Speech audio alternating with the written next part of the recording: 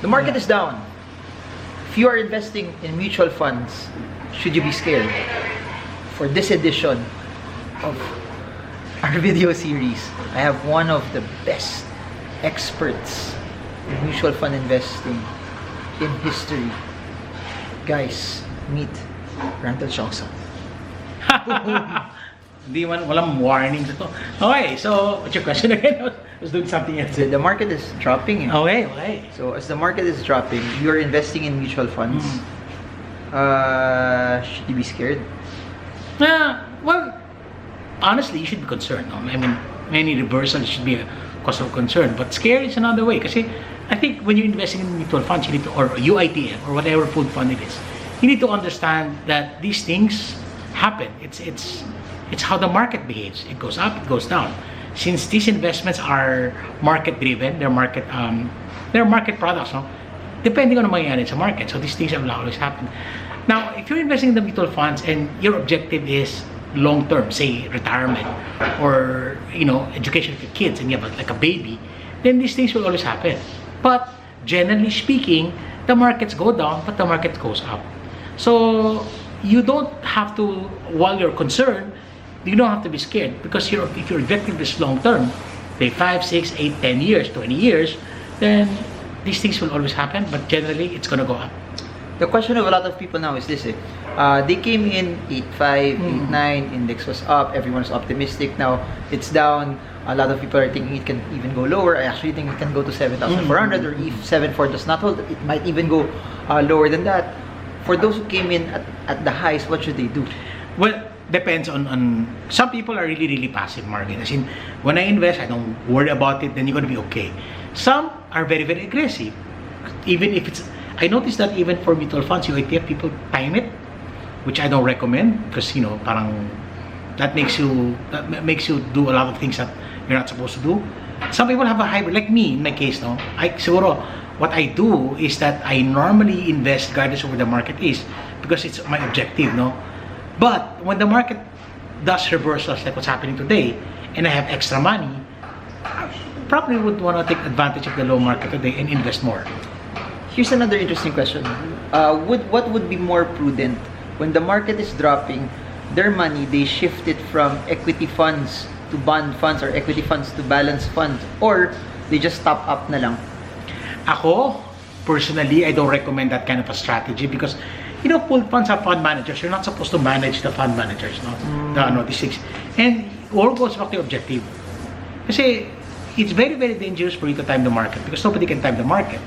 You have to stick to your convictions while you're investing to begin with. A lot of people can make a mistake. Example, market has gone down and they removed it from the equity fund and they put it in the bond fund. True, hindi na siya mababa, no? Pero there's a high probability that when it recovers, you're still stuck in the bond fund. So naiwanan ka na recovery. So those things always happen. Nobody has a mirror ball. They don't shift it from bond fund to equity pagbalik. Kasi that's the idea, no? Everybody thinks that they can do it, eh. But our biggest siguro risk is ourselves, eh. Pwedeng nakalimutan mo, pwedeng wala ka pang conviction, naiwanan ka na. The risk is not when there's a big risk that the market recovers and you're left behind. And if you put it in a bond fund to begin with, if you have equity and you move to the bond fund, pwedeng naiwanan ka sa bond fund and it's not going to recover the way it is. And then some people make mistake and move it back to equity, mataas na. Ano yan? Double whammy yan. So, remember, when you invest, you have to understand why you are investing to begin with. You should understand what your objectives are. Is it according to your risk tolerance? And then you stick to the course. So, key thing that they need to do is, if they're holding stocks, they're holding equity funds right now, regardless if it's UITF, VUL, or any form of pooled fund, it's better to stay put. And if you have extra money, then add some more. Do they need to actually time it, or pasok na lang sila? It all goes back to your number one. This might be cliche, no? May pera ka ba ngayon? Di ba, wala ka naman pera, eh. Okay. Okay. Some people always do that, no? At the end of the day. So, if you have a little money that you can spare for investing, then it makes a good time. Now it's 7.5. Marvin Fields, it's 7.4. Huwag nyo nang timingan kung 7.4 or 7.5. It may go down to 7.4, it may not. So, you know, you're okay already, you know. Remember, we came from 9,000. So, there's a high probability it's going to go back to 9,000. Now, is it going to happen this year? I don't think so. But eventually, it's going to go back to 9,000. So, that's something that we see. Or, if you have money, 7.5, lagay konti, then 7.4. Bigay ka ulit. Hanggang maubos yung cash mo, di ba? Diba? So, since people can't time the market and they're in UITFs and equity funds, you mentioned that dapat they should not transfer it in bond funds. So they top up, and then when it goes up again to 9,000, do you recommend that they sell already? They just hold on. Yung iba na nagta-top slice. Ibig sabihin, they don't like to do that. Again, I always go back to what are your objectives. You know, my story, Marvin, is I never, even the market goes up, I never don't pull out my money because I don't need it yet.